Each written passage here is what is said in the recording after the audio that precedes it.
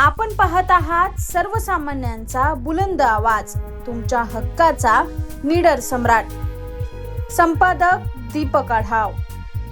बेकायदा आणि सक्तीच्या धर्मांतराला आळा घालण्याच्या हेतूने राज्य सरकारने विधिमंडळात मंजूर केलेल्या महाराष्ट्र धर्मस्वातंत्र्य कायदा या सक्तीच्या धर्मांतर विरोधी कायद्याला राष्ट्रपती द्रौपदी मुर्मू यांनी मंजुरी दिली आहे.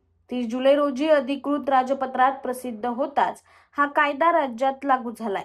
या कायद्यामुळे बळजबरीने किंवा फसवणुकीने केलेल्या धर्मांतराच्या प्रकरणात अत्यंत कठोर कायदेशीर कारवाई केली जाणार आहे.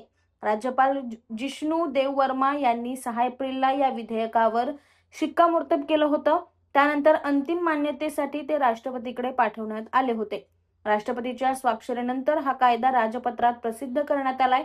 नव्या कायद्यानुसार बळजबरी, फसवणूक, आमिष, चुकीची माहिती देणे किंवा केवळ लग्नाचे खोटे आश्वासन देऊन धर्मांतर करण्यावर पूर्णतः बंदी घालण्यात आली आहे.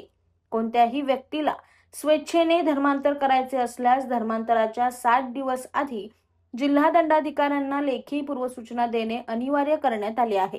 कायद्याचे उल्लंघन केल्यास 7 वर्षापर्यंतच्या तुरुंगवासाची आणि 1 लाख रुपयापर्यंतच्या दंडाची तरतूद करण्यात आली. गुन्ह्याची पुनरावृत्ती करणाऱ्यास 10 वर्षापर्यंतच्या शिक्षेला सामोरे जावे लागू शकते. धर्मांतर विरोधी कायद्यातील तरतुदीनुसार 2 वेगवेगळ्या धर्माच्या व्यक्तीमध्ये विवाह झाल्यास त्या दाम्पत्याच्या अपत्याला आईचा विवाहापूर्वीचा जो धर्म होता तोच धर्म लागू होणार आहे.